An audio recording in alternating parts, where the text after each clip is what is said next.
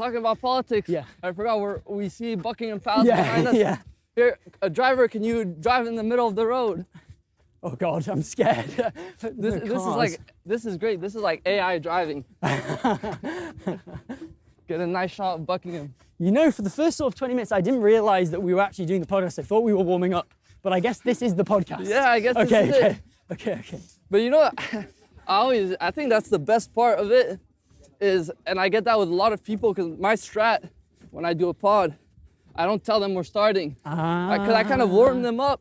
Okay. And we're usually already in the middle of the conversation. Okay. So I don't cut it off by saying, hey, I'm so scared. you know, we're going. Yeah. So like one pod I did, it was the pod I did with on Nigeria. We were like an hour and 30 in, and I end the pod, and the guest is like, oh, we started. I didn't even get to the part that I wanted to talk about. So I was like, all right, don't worry, we can keep going. I need some of your tips because, Yeah, cliche so as it is, we dipped into the realm of podcasts. I know. And it's great. It's great, but it's difficult as well. Hey, we can talk about it because, and you know, a lot of people don't think podcast is hard.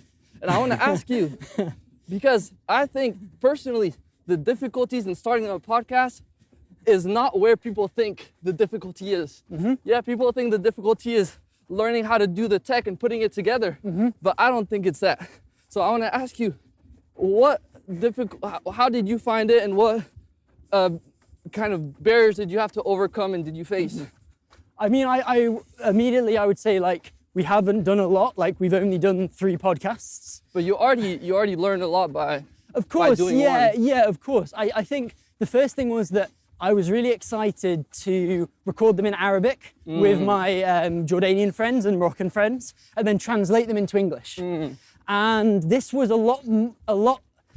Recording even like a 30-minute podcast in Arabic and then doing the subtitles. Time consuming. Is very time consuming. Like, I'm talking like, I don't know, like 8-9 hours.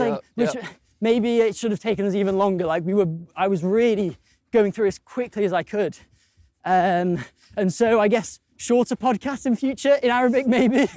But have you seen how people like Lex Friedman do it with when he did, for example, the Modi podcast, or when he did, I'm supposed to know geopolitics. I already forget the guy that runs Ukraine. Zelensky. When he did the Zelensky pod, he uses AI to translate the voice. Okay.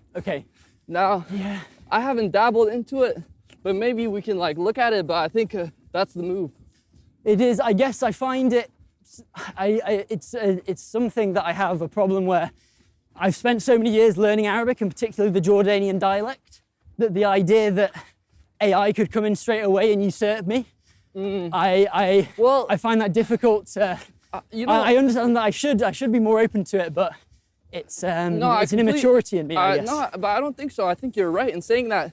But I think that by you learning the language, you're able to connect with these guests. Yeah. You know? Yeah. But people that don't know the language, for example, like me, wouldn't be able to connect. So actually, how they do on YouTube now is you can have audio tracks. So you can have an Arabic audio track and an English audio track. And driver, now we're gonna turn right. But let's look into it. But yeah, so what difficulties, because you said a podcast is actually harder than it looks. So I think that it was more difficult to manage the quality of the conversation. But then again, it's in your own head how good you think it is. That's very subjective. I think you saying that touches on one of the difficulties, is overcoming self-judgment of thinking, is this good enough? You know, like overcoming all that, and then, you know, even putting it out there thinking, hey, are people gonna like this? Yeah, you know? yeah. I mean, that was the surprising thing. It was our most liked and most shared piece of work that we did. And then I was so self-critical at the same time, thinking, oh, but it's not even that good. Why are people so interested? So that's definitely something to reflect on and work on in the future. But I was really excited just to use my Arabic to create something, and to give a platform to some of my friends to speak about their experiences. And I think what you guys are doing is really great. And is it Haraka Baraka on YouTube, where you post the podcast. It is, yeah. So we'll link it. Okay, We'll link it down below.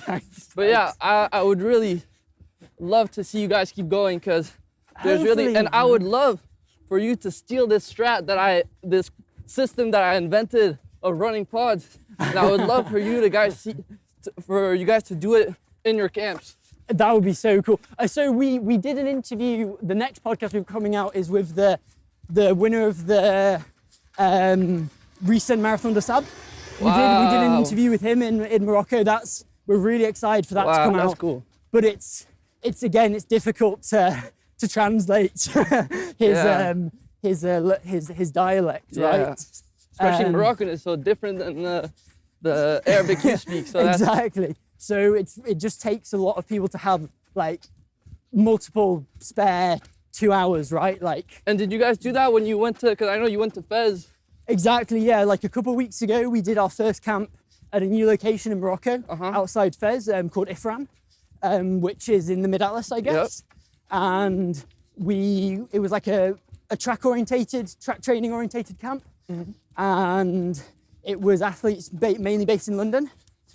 And I think they had a great time. They met Soufiane Al-Bakali, who is the Olympic 3,000 meter steeplechase champion from Morocco, and they saw him training, and they met like the 11-time winner of the Marathon des Sables, which is this incredible race they run in the Sahara in Morocco. And so I think everyone had a great time, and really excited that we're diversifying our locations. And so I couldn't go though, unfortunately. So I was watching it all from afar.